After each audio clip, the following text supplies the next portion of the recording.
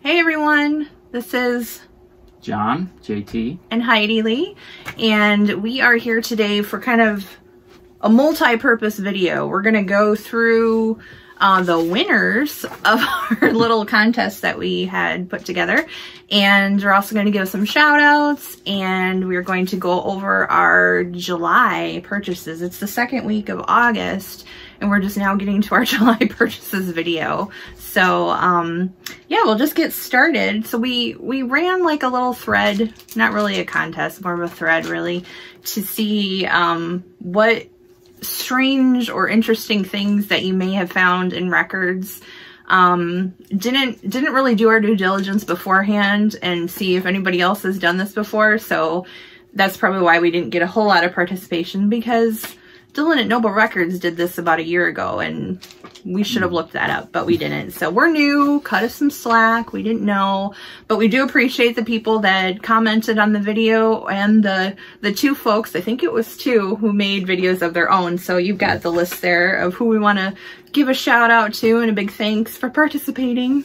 Okay, so everyone who commented on the video was something about what they found. We had T.S. Foley, CGC Vinyl Guy, Happy Hippie the Vinyl Guy, Mystery Ed, David Ellis, and the two people who responded with videos with things they found in records, Chris from Record Talk, R-E-K-K-I-D, and T-Cat's Deep Vinyl Tracks, tracks with 2 X's. I'm going to run those on the screen, so we'll be like... Oh, okay. Ooh, the magic of editing. Thanks to the people who took the time to make the videos. It's always it was really cool to see what you guys came up with. I know that finding things in records probably isn't super common now, especially if you're buying new records or if you're going to a record store, because more likely the record store has already gone through all that stuff. So people who go digging and picking and inherit things, or maybe even work at a record store, would probably have the best luck in finding the interesting stuff. So we did used to stick, when we found an occasional random photo sticking on a wall in the back rooms. I remember there was a picture of some girl. Like a big collage. Yeah, well, there's this one picture of some girl standing next to a Mustang in a parking lot in the 80s, and we stuck it to the wall. Was it found in like a Bon Jovi album or something? I don't remember. It fell out of some record, and I think Steve stuck up there. He thought she was cute. We never knew who she was. Mystery Lady. That's like a Lifetime movie or something, or a Hallmark movie. Or like on The Find Office. the lady from the record. Or like on The Office and Michael. The chair lady. Yeah. We're gonna find this woman. But since we haven't been making a lot of videos lately, like I said before, we have been watching a lot of videos. We pretty much... There's not a lot of TV anymore that we're really into, and we're not really super devoted watchers of any particular show lately.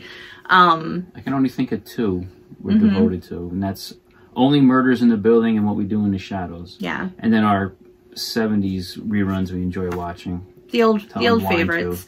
So we watch a lot of the videos from the vinyl community, and I made a little list here of just some random picks of ones that we've been watching a lot lately. So we're just gonna run down these real quick to give a special shout out and thank you for all your hard work and putting your videos out to entertain us while we eat our dinner at night. So all right, Hideelee, another fat bearded man talking about records. That is probably one of the funniest channel names that I've come across so far. He's British, and his accent, well, you know, we hear all kinds of British accents, but his sounds like a particular English comedian or actor, or just accent we hear in those shows, but I can't place who. Who does he remind us of? A random English accent. It's really kind of cool because he's really interested in American country music. He's got a lot of those obscure records. Country rock, and when really British people interpret country music is interesting. It's like, why are a bunch of guys from Yorkshire doing Orange Blossom Special? If you're not following these people, we really recommend it. Cheap and Cheerful Record Collector. Emma, of course, at 8 Vinyl Low was our initial probably inspiration to start doing this, because we just, for some reason, she just popped up in the feed. I think maybe I was watching Cheap Trick videos or something. I bet that was it. She'd probably be really happy to know that her that a search for Cheap Trick and records probably would result in her channel. She was our entryway into this. Yeah, there's like all these people making videos about records. So Harris Pilton, which I think initially attracted me because the name was so funny, and his delivery's hilarious too. JT's Record Room, of course. Oh yeah. Kent Holston, a newer channel that if you haven't subscribed to, definitely subscribe. He's got a great collection. Of course, Dylan at Noble Records, super knowledgeable. Probably give John a real run for his money as far as knowing records. PC31, Vinyl Policeman, Robert Fithin, Slambo's Car of Idiots. You want to take over? And we have a new couple who are very funny, and it's funny they live in. Oh, they're adorable. They live in an area where, when they go to a record store, we visited on our honeymoon as we went across Pennsylvania. SNL : For the Record, and this next guy, I don't think we have much in common as far as music goes. But he's funny as hell to me. He seems a little drunk when he's doing his videos. That's Square to Circle. I think his first name is Aaron. His name might be Aaron Major. Not everybody's funny when they drink, though. I don't know if he's drunk. I think he's probably just naturally has a good sense of humor. A silly personality. And I would think, like, if he shopped at our store, we'd let him in and we'd have fun with him. You'd let him in? Well, let him into the inner circle. You know how record stores are. You're such a elitist. You can't just hire anybody. You just kind of fit in because you got to be a little off-center, kind of. But he seems like a good fella. He's up there in the Pacific Northwest.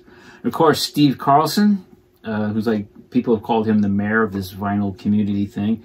We always watch him Sunday mornings after we listen to our friends. I know we'll end up meeting someday because we live in the same state. And there's the record show in Bay City in a couple months that we're planning to go to with some friends who live down there in that area. So who knows? Maybe we'll run into Steve Carlson someday. Yeah, we'll get his autograph. And if he's ever in town up here, he's got to, remember to come.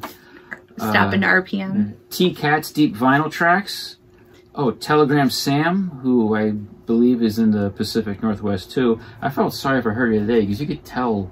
She said she doesn't have air conditioning. I would be dying. She just looked like, with the bright light, the ring light, she just looked even hotter than That's dedication, because I would not even be making a video. I'd just be like, no.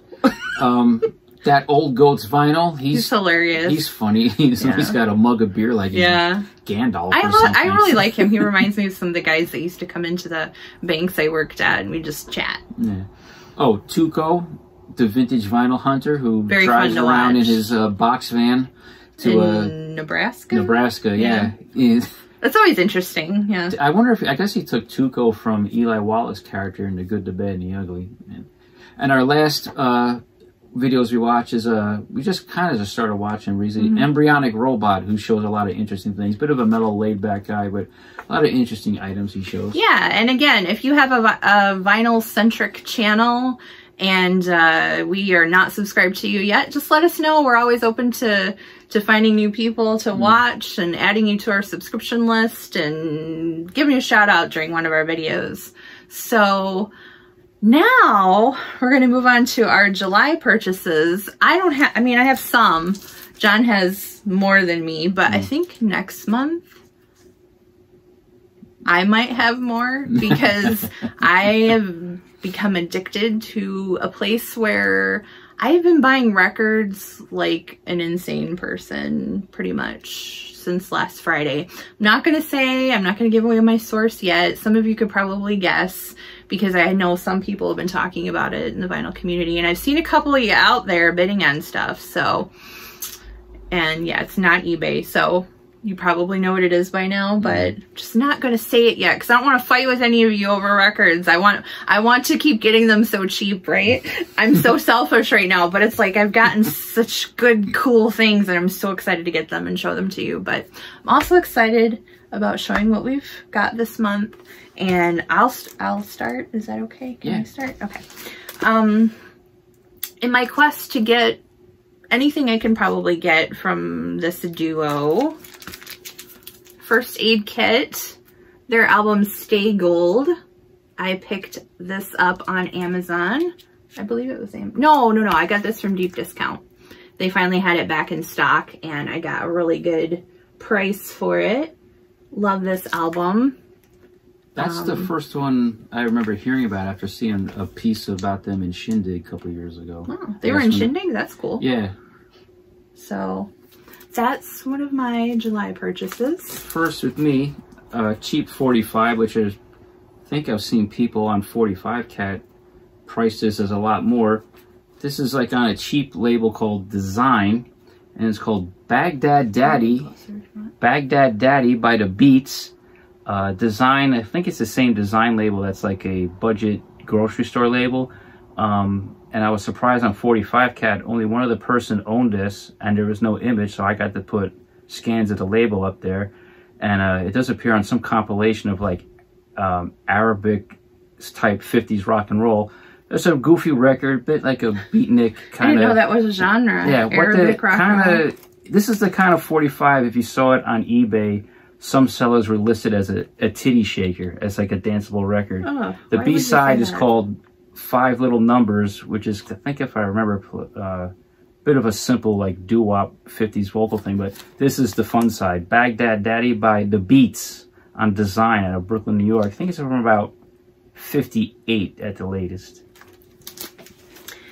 Up next, I like this duo. Either you love them or you hate them. I know plenty of my friends that don't really care for them, but I love She and Him. Love Zoe Deschanel. She's, you know, I guess you could do the whole quirky thing a little too much and it gets a little too cutesy. Is that Rain? Yeah, is that Rain? Remember that commercial from not too long ago? But I really like her. We share the same birthday. She's 1 year older than me.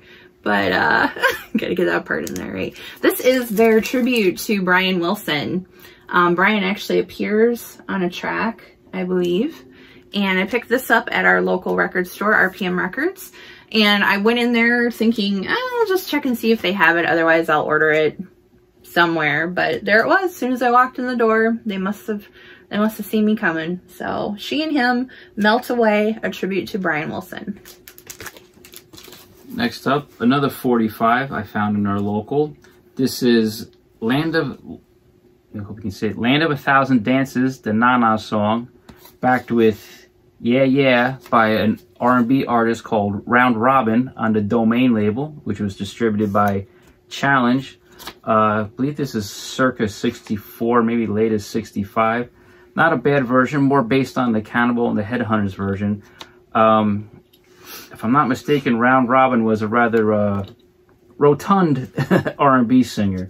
And not in the greatest shape, but it's playable. I'm saving this for whenever we do a R&B soul edition of our radio show, which I'm planning to do later this year. But kind of not a quite super obscure, but little known, but a fun 45 nonetheless. Since you mentioned our show, we'll plug it again. And, you know, we'll plug our show probably every other video or so. If anybody's interested, we do a show that pretty much is the radio without pictures version of our channel here. It's all music that we bring from our own collection.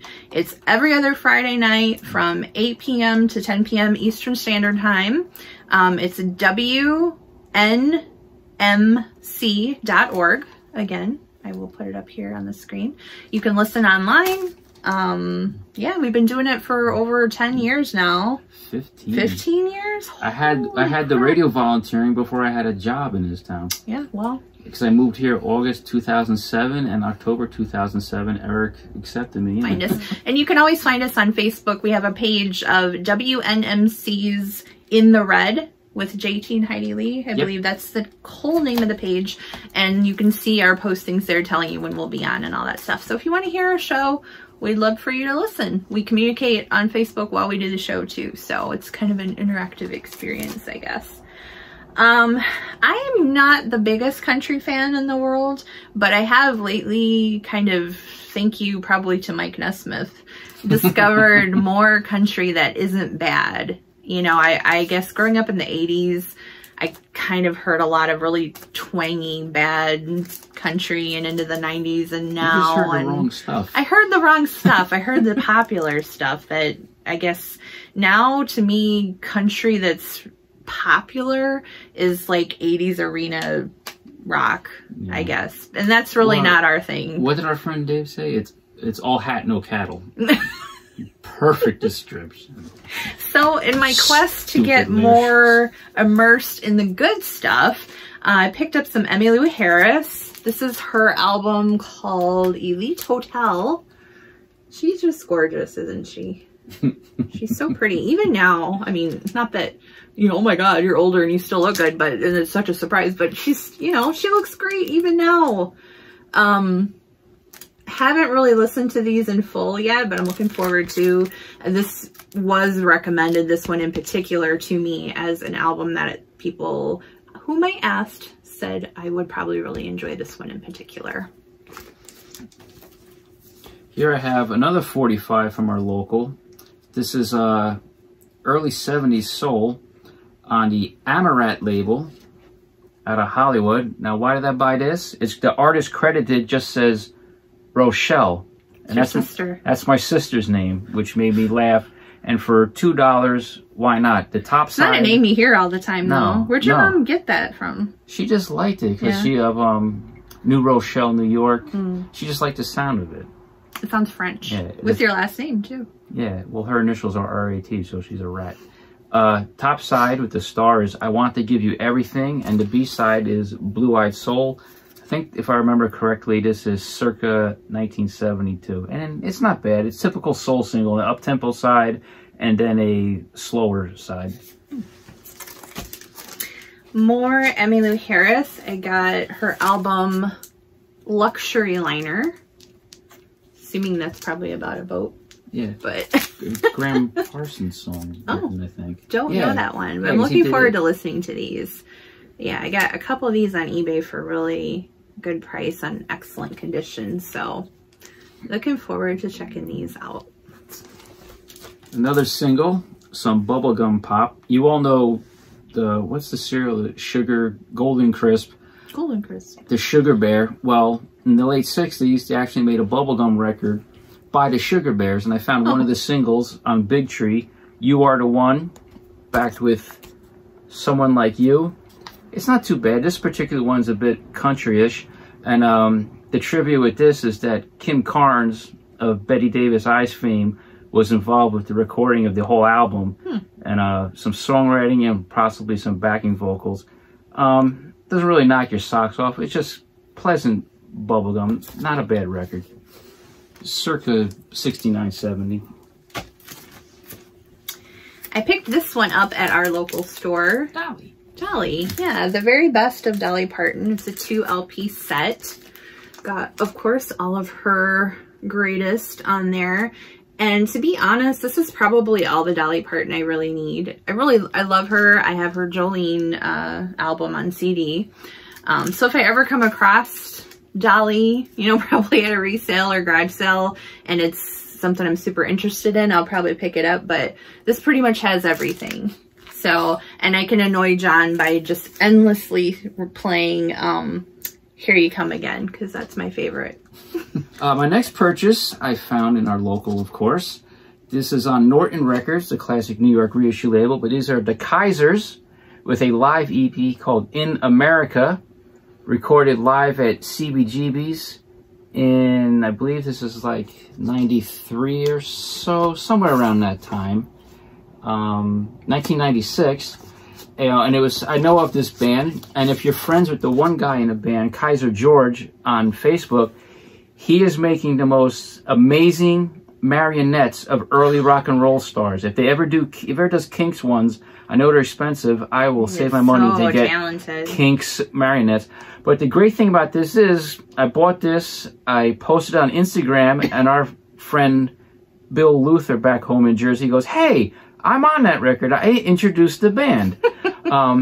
It's got, I don't know if these are any rich, but they do Bo Diddley's I Can Tell, Robert Parker's Watch Your Step, The other two songs, her songwriting credit is Miller, so I don't know if that's Billy Miller Norton Records, but it's a Hip Shake Shimmy Kitten, and the other one's called Alligator Twist. Cool little hardcover EP on Norton from '96, made to look like a UK Decca. Okay, I am a Fleetwood Mac fan about this much. Well, really, I know I'll probably get a lot of hate mail for saying this, but I'm just not a big Stevie Nicks voice fan. But the songs I do like by Fleetwood Mac are always sung by Christine McVie. So I'm checking out her stuff. I know I like the songs that I've heard with Chicken Shack. John has some of that, and I found this at our local record store, the legendary Christine Perfect album, because that's what she went by before marrying John McVie. So there is a collection of her records. So she does a really good version of I'd Rather Go Blind, and that's on here, so happy to get that.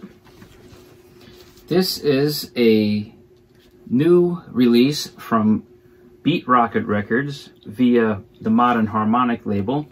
This is a New York City band called Violent River.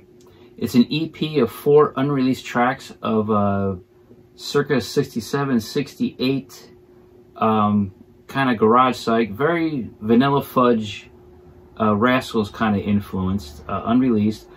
They were from Queens, New York, and they went into the studio to cut one record, but they entered a studio which no one recalls the name of in late '68, but the studio's originals only mandate dictated otherwise. So they laid down their originals, got acetates cut, and they went their separate ways as adulthood entered the picture in '69. But the cool thing about this is, well, my friend Doug Shepard did the liner notes, but one of the guys in the band, the organist Frank Chiara, his son was in New York City bands that I'm a fan of called The Above, The Golden Grass, and The Elevator Operators, which our friend Mike Sin is part of. His dad was in this band, and his Chiara's son, Frank, his name is Frank too, discovered this and got Beat Rocket to put this out. And it plays at 33 RPM, which I didn't notice at first, and I put it on last night and like, it sounds like a 12-year-old, but it's on cool gold vinyl from an acetate. Doesn't sound too bad, but it's more like a Vanilla Fudgy type garage psych, but not bad. Worth a listen and worth your time. Violent River, EP and mono on Beat Rocket via Modern Harmonic. Not a whole lot to say about this one. I have not listened to it yet, but this is Christine McVie. This is her self-titled album from 1984 on Warner.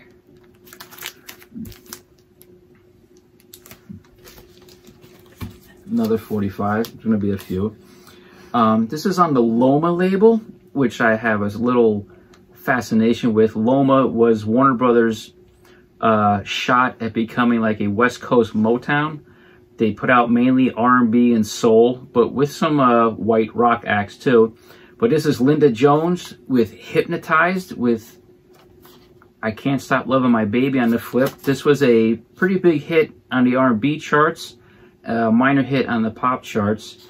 Only $4. I have a 2 CD set of Loma recordings. I believe this is on there, but this was just sitting in the new arrival section, and it was one of those days we were in there and I couldn't find too much to buy. So $4, I'll take it. Neat little 45. I used to feel kind of bad walking out with nothing. Well, that comes from me working in a record store, and people will come in and I got millions of items, all kinds of things. They walk around, nah, I can't find none. And they say thank you. And I'm like, for what? You didn't buy nothing. Maybe they were looking for something, you didn't have it. Yeah, you ask them and they can't tell you. Maybe they're too shy. They want me to tell them. Or I just remember the guy who came in, looked at everything, and bought a 75-cent replacement jewel case. I was like, really? All this stuff? That's all you need and want. Who knows? Who knows what goes on in the minds? This, we went to a garage sale that said it had records, and they did, but they were pretty picked through by the time we got there. It's like you gotta get there at like 8 a.m. when they open, yeah, as we all know. But I did find this Simon & Garfunkel album that has their early stuff, probably when they were Tom and Jerry on there.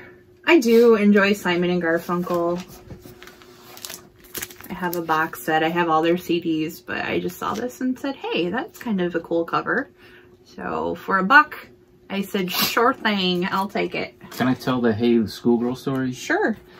Frank Zappa tells a story in his book, the real Frank Zappa book, where Simon and Garfunkel were on the same bill with the Mother Somewhere, and Frank had run into Paul Simon at Manny's Music in New York City, and they went to dinner together, and Paul was complaining about how much money he had to pay in taxes that year because it was an income, and Frank was like, Christ, I don't even make that much. But anyway, Simon and Garfunkel were on the same bill with the Mother Somewhere, and Frank remembered the Tom and Jerry song, Hey Schoolgirl, and he said, hey, why don't you go out and open for us as Tom and Jerry and do Hey Schoolgirl? And they're like, yeah, sure, fine. And they did that. Then the Mothers played. Then Simon and Garfunkel came out and did Sound of Silence. And Frank said later on backstage, a very college-educated woman, because they were playing at university, came back and yelled and screamed at him. So how could you do that to Simon and Garfunkel and demean them and everything? It was like I forced him to go out there and go and sing, ooh, bop, little schoolgirl, you're mine.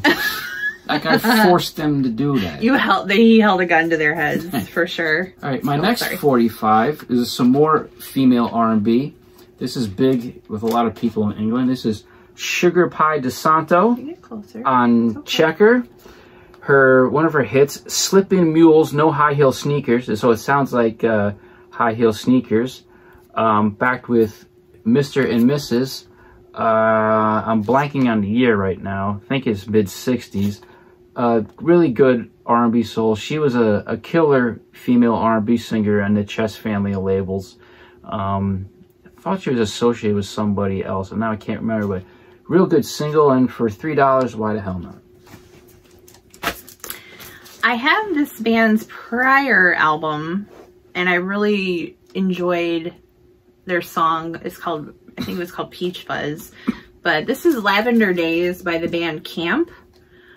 Did get a chance to listen to it. It's pleasant. It's not a bad album, but it definitely, to me, doesn't have the punch that the previous one had. It's got a lot of, it's just a pleasant album.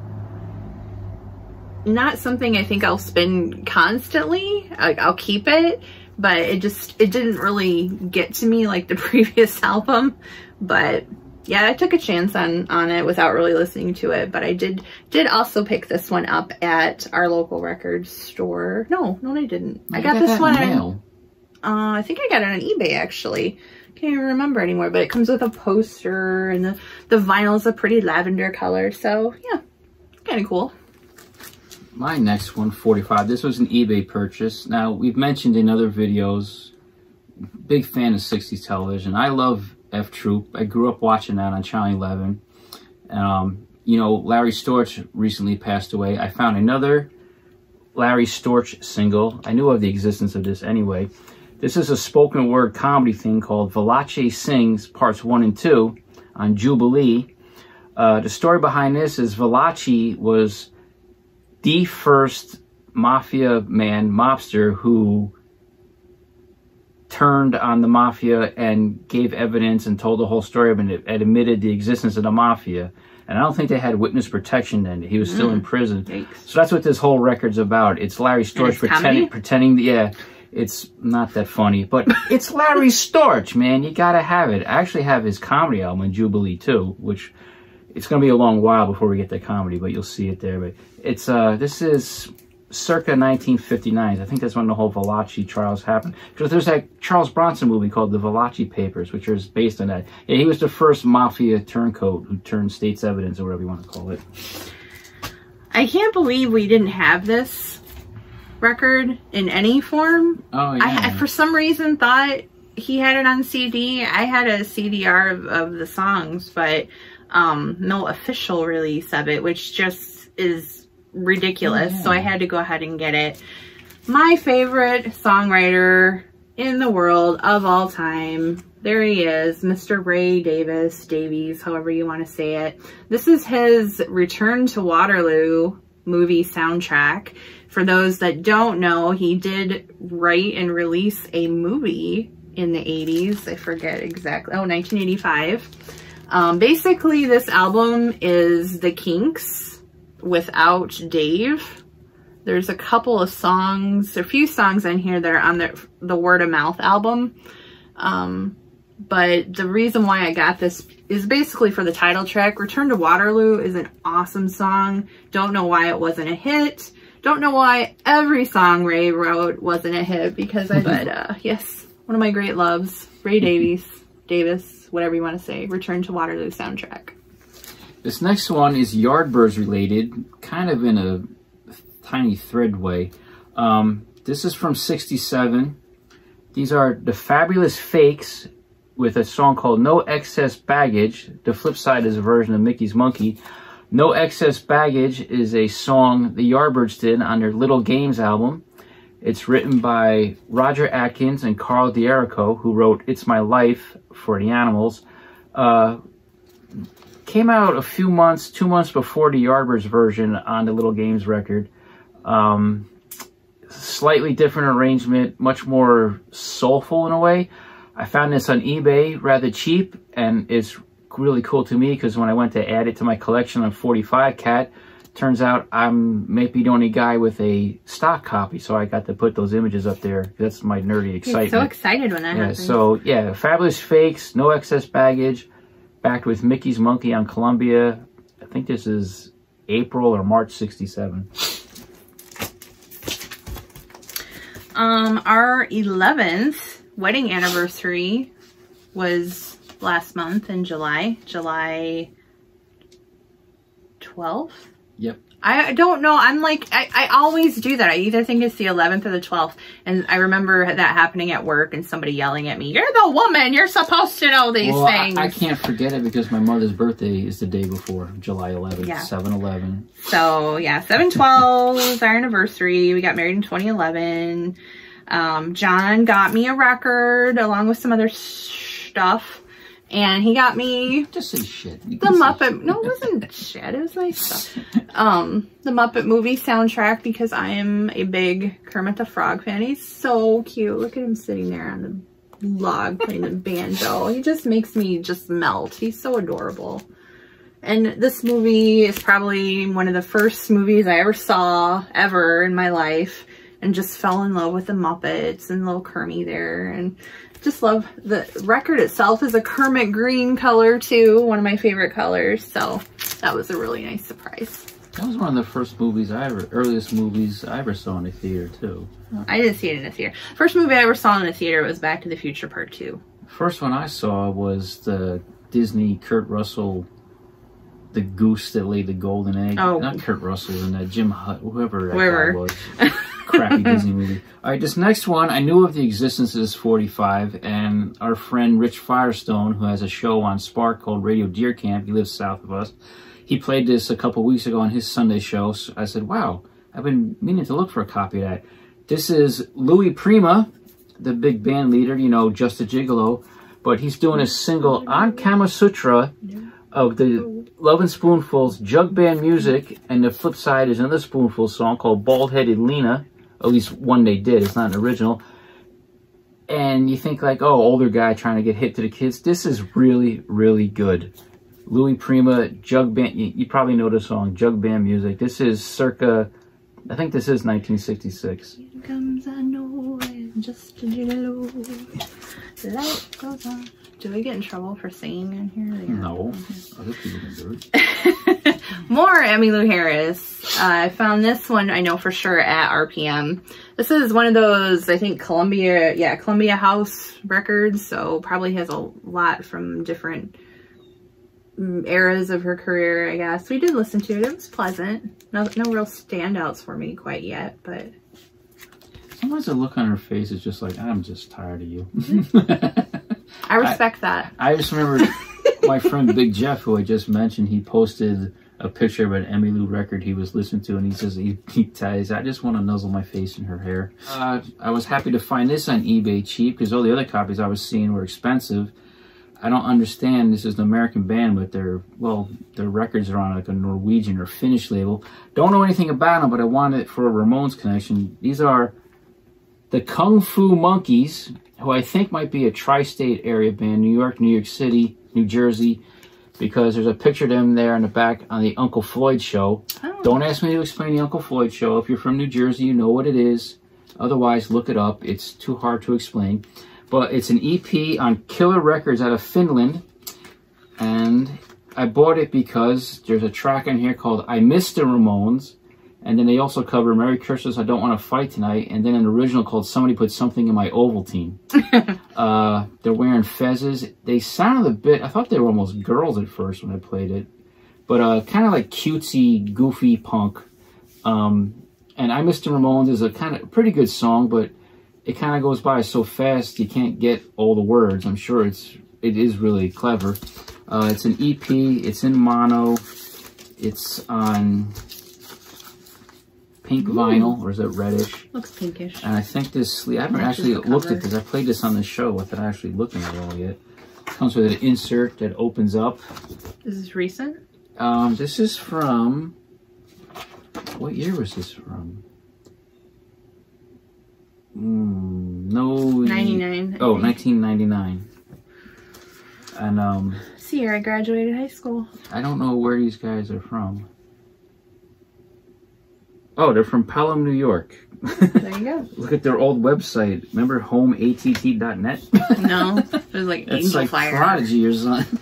Anyway, the Kung Fu Monkeys EP, Girls, Cars, Sun, Fun on Killer Records with fake Dick Clark liner notes. Up next, I've got the record that pretty much everybody I saw, a lot of people in the vinyl community got this when it came out, but this is the reissue of Fashion Nugget by Cake. Still a good album, still enjoyed it. My favorites on here, I like Friend is a 4-letter word, Frank Sinatra, I Will Survive. Just, you know, it's a good Cake album. It's not my favorite. My favorite is Comfort Eagle, and I think I heard somewhere they're going to be re-releasing all of them. So, of course, I'm going to have to probably get that one and, you know, add to my Cake collection. But I have it on CD. I just had to get it when it came out on vinyl. Sounds good. Still a good album. Cake, Fashion Nugget. Okay, my next, another 45. I just recently got this on eBay because I need this for when we fill in on Head for the Hills next week. This is Joe Henderson with a single on J-Lore. It's called The NASCAR Race, backed with Love's the Only Way, a novelty country single. I think this is from about 79 to 80, maybe 82, the latest. And he sings about him and a friend driving, and his friend might be a little tipsy, and they accidentally drive onto like the Daytona track, and they're in the race and like are running second behind the big names and stuff.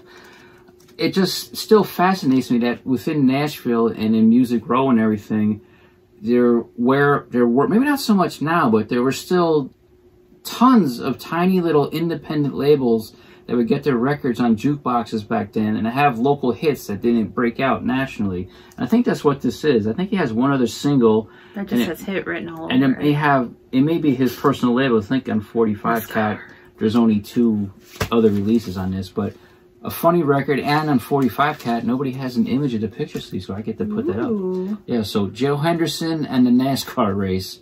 Probably, yeah, it was late 70s, early 80s. Last for me, this is the very last thing for me. Had to grab this when I saw it at our local, in the new acquired vinyl section. It's just the original Parallel Lines by Blondie. You've got the CD, love it. It's probably my favorite Blondie album. Love the cover, love the outfits, love everything about it. This is definitely something, if I had a poster of it, I'd have it framed. Cool on the back too. One of my very favorites. Just wanted to own it on vinyl. It's a good price. Why the heck not? So you're gonna have to run through yours pretty quick because we're already almost at an hour. All right. Next, my LP purchases. This is Ellis, In there. Riding on the Crest of a Slump on Epic from 1972. British band, produced by Roger Daltrey. That's how I found out about it. And features Zoot Money, formerly of Eric Burden and the Animals, and Zoot Money's Big Roll Band on organ and I believe vocals, and Steve Ellis, who was, I think, in Love Affair. I did look this band up. Two of the other guys are names I kind of recognize, but don't remember what bands they're from. I think one guy did time briefly in the Grease band with Joe Cocker. Another guy was in Noel Redding's Fat Mattress. It's on Epic Records. The old yellow one before they went to orange. Actually, I have not spun this yet. I think it's a bit British R&B, a bit glam, so it should be interesting to listen to. And they have one other record I'll have to find. One of Little Richard's early 70s records, The King of Rock and Roll on Reprise from 1971. Got this rather cheap at our local. A lot of cover versions. It does Stone's Brown Sugar, Born on the Bayou, some country, some Motown, so that should be fun to listen to. Is he flipping off the crowd on the back? It kind of looks that way, don't it? Yeah. It looks like he's giving him the finger. I'm the king of rock and roll. Also, we have here Rick Nelson, Another Side of Rick. I believe this is from '67 on Decca. Got this cheap. This is his bit of his psych, one of his semi-psych records with the track Marshmallow Skies, which is probably the most well-known track. And then he covers Tim Hardin, Daydream, John Sebastian, some co-writes with James Burton and somebody named John Boylan. So that should be cool to listen to. This one has a bit of a story to it. You've probably seen this around, released as No Introduction Necessary. This was supposed to be, or it was an album by a vocalist named Keith David DeGroot, and came out on Spark in England, but just for a very short time because the producer withdrew it because he thought the guy was being overshadowed by all the guest stars on the record, including John Paul Jones and Jimmy Page, Nicky Hopkins, Albert Lee, Clem Catini's on drums, Big Jim Sullivan. It's mainly all 50s rock and roll covers, Buddy Holly stuff, and Jerry Lee Lewis. Jimmy Page was invited into the sessions in late '67 after Jim Sullivan was not available, so he just come off a Yardbirds tour. This showed up in our local shop, and I've always wanted this one because I saw pictures of it in Zeppelin discography books I have downstairs. So I just think it's kind of amusing that they put a picture of John Paul Jones on the front and not Jimmy. This is I believe a French pressing of Music for Pleasure, manufactured by EMI. No, this might be British. Did John Paul Jones do solo albums? Not until after Zeppelin. But he had a solo single in '64 on Parkway over here. He does look like David McCallum. Yes. This, another record by one of my favorite New York bands, thanks to some friends of mine back home, the Fleshtones, with Speed Connection 2, live in Paris '85 on IRS. This should be good to listen to. I heard this is a killer live album. Speed Connection is a pretty appropriate title for it, because they may be older now, but they still put on great shows, but their live shows in the '80s are pretty legendary. I've heard stories of them playing in Paris and France, like where this was recorded, and leading a conga line out onto the beach into the water while they're banging the drum. Found this in our local antique store. I've always wanted this. It's not quite surf music, but it's a cool surf-related thing. John Severson presents Sunset Surf with the music is done by Jimmy Haskell. This is on Capitol from about '64. I did buy a copy of this once on eBay, and it was the one and only record item from eBay I ever returned to a seller because it was not in good shape at all. It could enter the cover from all four sides. The person just did not list it correctly. They weren't really a record person. They were just like putting crap up there. So this is kind of like cool, easy listening surf music, which should be nice to listen to. And also, these next three come from the garage sale that Hideelee mentioned, which was up around the corner down in the holler. Got Buck Owens and his Buckaroos, I Don't Care, on Capitol. A little rough, but playable. Don't know if I'll keep it. I do have some of this on CD, but this is, I think, circa '61. Merle Haggard, The Fight Inside of Me on Capitol. A live record in Philadelphia. Again, kind of in rough shape, but probably will play well after a cleaning. I kind of wanted to get this because I want to hear the medley where he does Marty Robbins' Devil Woman, Hank Snow's on Moving On, Folsom Prison Blues, Jackson. This might be good for when we fill in for Hills soon. And this next one is one of these cheap grocery store records you see turning up at all record stores. It's usually on the wall as a joke. We had one on the wall at Izzy's, and I was like, I got one too now for, it was like a quarter. This will be on our wall one day if we ever hit the lottery and get the basement finished. At the table, to the tables down at Maury's. It's just like a college glee club singing things like Sweet Adeline and Row, Row Your Boat on the Somerset label. I'm not going to take it out because the inner sleeve is a piece of shit, and then we'll be able to get back in. Just a goofy looking cover. You see it in those books like Incredibly Strange Music. So that's that.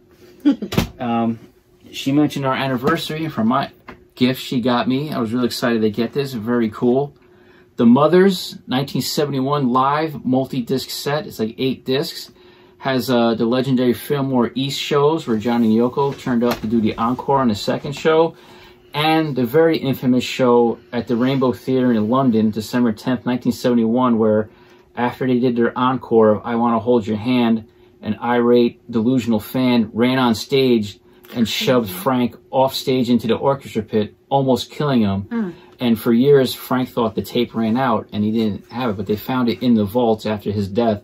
And you just hear him thank the crowd, and they said he was putting his guitar back on its stand, and you hear a scuffle on microphones and some feedback, and then he's off into the orchestra pit. They said if he didn't hit the opposite wall, he would have been dead because his neck was over on one side, his leg was up behind him. Dang. And after that accident, his voice changed, got deeper, and one leg was always shorter than another, hence that lyric in Dancing Fool. Wow.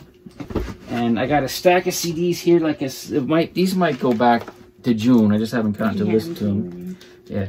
Oh, there's another guy I've been enjoying on YouTube with Vinyl Community. He shows CDs. Bubble. He likes British stuff like I like, Freak Beat and everything. But I can't remember his name right now. I should have written it down. But the Grapefruit label puts out great little CD box sets. This is called A Slight Disturbance in My Mind, the British Proto-Psychedelic Sounds in 1966. A lot of this on here I have, but there's a lot of obscurities on here that might reveal themselves to be really cool. But again, you're buying the same stuff again over and over sometimes with these sets, but they're so well thought out, they make for a great listening experience the way they're programmed. And like some albums you can't get rid of because they're just paced in the right way. Right. So, yeah. Also, RPM Records puts out great sets. This is another one. Keep Looking, 80 more mod, soul, and freak beat nuggets. Again, a lot of stuff on here I already have. A lot of stuff I don't, which I know of, I've heard of from friends, which would be very cool. This is the 3rd Caravan record. If I could do it all over again, I'd do it all over you. I only had the very first Caravan, the one that was released on Verve Forecasts, which is okay, but I didn't quite like it. But then Hideelee heard Golf Girl from In the Land of Grey and Pink and liked it. And then just by coincidence, a friend of mine back home, Tim, sent me a copy of that CD. So now I want to hear the second one because I had that weird record collector gap. Oh, I have the first and the third. The second's not there. So this was really cheap on Amazon. Another cool comp of Surf, this time from Garpax Records. Beach Party, Garpax Surf and Drag. A lot of obscurities on here. Could be a lot of fun. Songs about surfing and cars too. Oh, this is our friend Ron Sanchez of KGLT and Bozeman. His band Donovan's Brain. Some soundtrack music he did. I haven't cracked it open yet. That's some like Vietnamese or something here. But he has a record label called Career Records that he puts out records by Radio Birdman Guitars, Dennis Tech. This, the Everly Brothers, and their 2 albums for RCA, Stories We Could Tell and Pass the Chicken and Listen. Their last 2 records before they broke up in the early 70s. I know there's some big names on here as guest musicians like David Crosby and John Sebastian. Has a bit of a country tinge to it, so that'll be fun to play on Head for the Hills when we get there. This is Gulliver. Originally came out on Elektra, circa 69. Features Daryl Hall, long before Hall & Oates. I heard a track from this somewhere, and I can't remember where. And I really enjoyed it, and I don't know which song it was, but I got this cheap from Collector's Choice, which the label it's on. Got this on eBay cheap. I've been meaning to get this for years. And I found, you remember in the previous video, I found the original promo single of this. This is The Sounds of Goodbye by the Gosden Brothers. Really cool early country rock. 2 country for rock fans, 2 rock for country fans, they said back then. But Birds related, very good. Another Beat Rocket Sundays reissue, 60s Garage from the Bushmen. I believe I have a Sundays 45 by these guys because they do Down Home Girl, which the Stones did. But I think some of this is live, and of course I got it because they do You Really Got Me. Been meaning to get this for a long time. The Sundays reissue, the Standells Dirty Water album with the bonus tracks with the version of Batman, which is supposed to be cool, kind of go-go organ in it. New Beat Rocket compilation, Sundays compilation of gritty 60s garage punk. Again, some of this I had, some of this I don't. Some of it I'm glad to have on CD because it has Jerry Mather's single, which I have the vinyl of, Beaver and the Trappers and Happiness is Having, and some other great stuff on here. This, some guy tracked this down, couldn't find out who these people were, and Modern Harmonic put it out. This is the J&C Trio live at Tantara, which was a resort in the Ozarks, Lake of the Ozarks in Missouri. And it's a crazy lounge record with some simple country, but they also do Hey Bo Diddley. But the track on here that really knocks him out is a Wanda Jackson type sounding thing called Voodoo Doll. That might be good for Hills. I like Wanda. I heard this early one morning on our radio station, and I tracked it down. I bought this on eBay, and it didn't show up when they said it would show up, the post office, so I contacted the seller, and he said, yeah, the post office can't get their crap together. I'll refund you money, but if you get it, it's on us. Of course, right away it showed up. This is Don Covey of Mercy Mercy, Seesaw fame, with a record of his from 2000. I got this for a track on here called One Stop Woman I heard in our show, our station.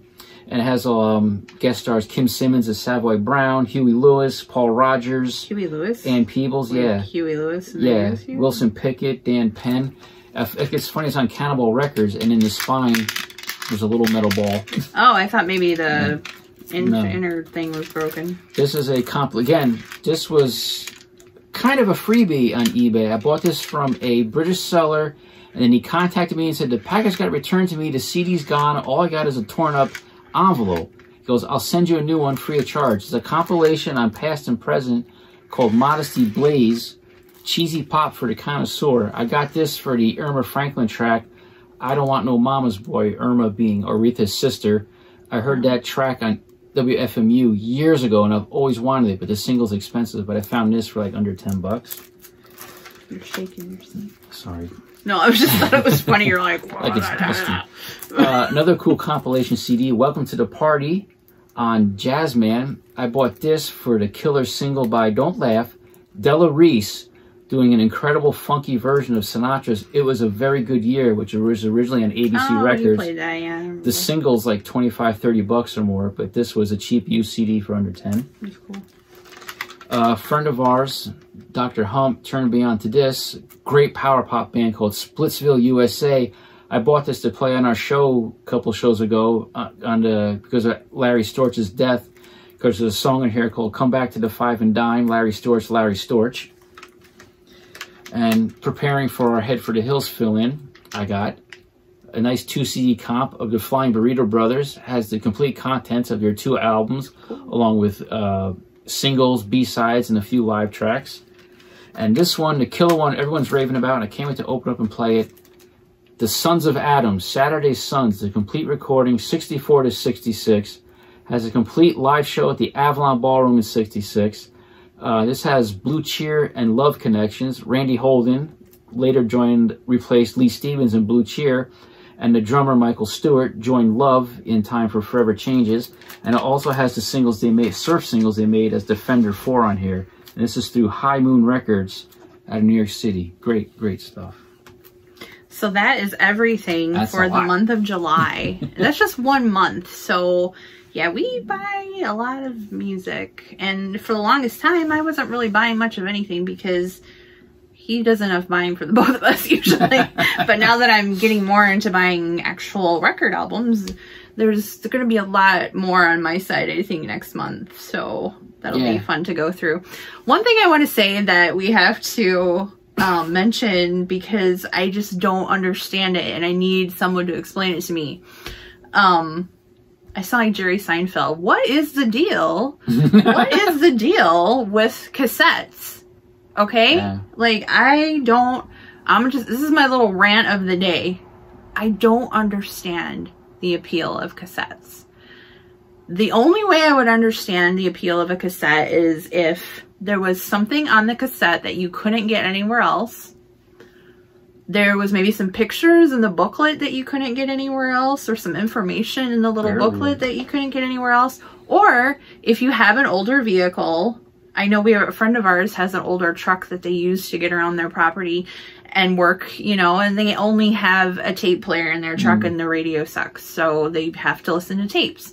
So I pretty much threw out all of my old cassettes because it's like, why? I have a few. It's a technology that I guess if you want to call it, it's a format that is a dead format. It's like the Betamax, you know. I was an incurable mixtape maker. I loved mixtapes. I drove some friends nuts constantly pushing tapes on them. But that's what I would do. I would tape my records and not play the records, and records would stay in great shape. But cassettes were so on the edge of the cliff of turning into brown spaghetti with one wrong move. Right? And that's the thing, though. I didn't like buying pre-recorded cassettes. I liked buying the records and taping my best favorite songs from the record. And cassette just felt impersonal to me. It's like the difference between a book and a tablet. I like to curl up in bed with a book. It's organic. You sit there and you turn the pages. A cassette, not like that. Put a record, a CD on. You got a booklet, things to look at, stare at the back cover. Cassette's too tiny, the J card. It can break it. It's just, I don't know if it's because we grew up during that time. And at the time, that was like the thing, you know, to have the cassettes. And I had a couple of singles, you know, when they came out. It was kind of fun.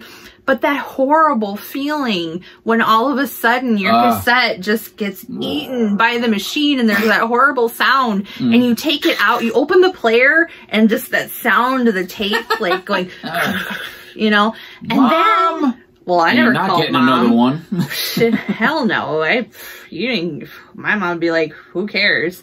But the best way though to wind it up wasn't a pencil. It was the end of like the end of the cap of a Bic pen fit perfectly. I used the pocket knife. You wound it back up, but then there was also the chance that the tape like flipped, you know, on the wrong side. And sometimes it would crinkle. Oh. You'd get that crinkle in there. So even if you did wind it back up perfectly, you'd still... I had like a Janet Jackson tape when I was 10. I was 10. And, you know, be listening to a certain song. It was always that part of the song where that crinkle would play. So part of the song would be like... Yeah. You know, so I don't understand it. Like, why people are paying... even $5 for a cassette. Better them than me. Well, and if you can explain it to me, what the appeal is, I would just really like to understand because I just don't get it. And if cassettes are your thing, that's totally cool, but like explain, maybe it's the kitsch value like 8-tracks are. I know, well, people could say that about us. 8-tracks are kind of funny. People could maybe say that about you and I. How could you guys be nostalgic for an era you didn't live in? You lived in it more than I did. Yeah. But the only time I bought a cassette because I couldn't find any records was I bought a best of T-Rex called T-Rextasy to get Jeepster after I saw on MTV's Classic. Who remembers MTV's Closet Classics? That was an early morning staple before I went to school and go to school. Oh my God, man. Did you see that? It was Black Sabbath live. They were so loud. And I'm not ragging on people who love cassettes. It's just I'm trying to understand it. I don't get the... You know, if it's like, oh, cool, it's got a cool cover or whatever. But the CD, when the CD came out, it was like cassettes. Forget that, because the CD was like awesome because you could, you know, skip back and forth and, you know, and then you could tape from the CD to the cassette and make mixtapes that way. It was so much easier. So sometimes I don't get why people, I mean, yeah, we're showing records, but I think I buy, stop that, Oliver. I obviously buy more CDs than records because of portability, convenience, space. You know, I can't go down to this radio station with like 3 crates of records to fill 2 hours of music, and we only have one turntable, so I can't segue. But sometimes I don't understand why people just prefer vinyl over everything. You know, like we said in our introductory video, love the music first. Because I've seen too many. I remember this 16-year-old young teenage girl I saw on YouTube long ago talking about finding records at Goodwill, and she just bought records because they were records. It's like, what the hell do you want with a Mario Lanza record? Maybe she was gonna check them out and see if they might be something. You know, because you'd like give it a chance if it's a buck. You know, why not? But she's like, Mario Lanza? I'm like, well, I'd rather have somebody just you know explore music than just not. Yeah. But anyway, that's our old people yelling at the cloud rant. Get off my lawn! You know, old man yells at cloud. But anyway, if you've made it this far in our video, thank you so much for watching. We appreciate you guys. We're just at a little, like 317 subscribers. We do appreciate you guys. We appreciate, more than anything, we appreciate your interaction and your comments. You know, we try to respond and talk with you and, you know, make it interactive and all that stuff. So, really appreciate you guys. If you stuck around this long, I think this video is probably going to top out at about an hour. So I probably expect our recent purchases and type videos to probably last that long. So I'm sorry I didn't shave. It's after work, so I look scruffy. Just terrible. Just terrible. So anyway, thanks for showing up, for sticking around. We appreciate you guys. Let us know you're out there. Give us the like, subscribe, tell your friends. If you're enjoying it, let us know. And that's it for now. That's it. Anything else? Okay. We'll see you. Probably do another video in a couple of days. Do our next chunk of 10, which is always fun. So take care of yourselves. Dig the music. Support your local record store, and we'll talk to you soon. Be nice. It doesn't cost you anything. So, mwah. Adios. Bye.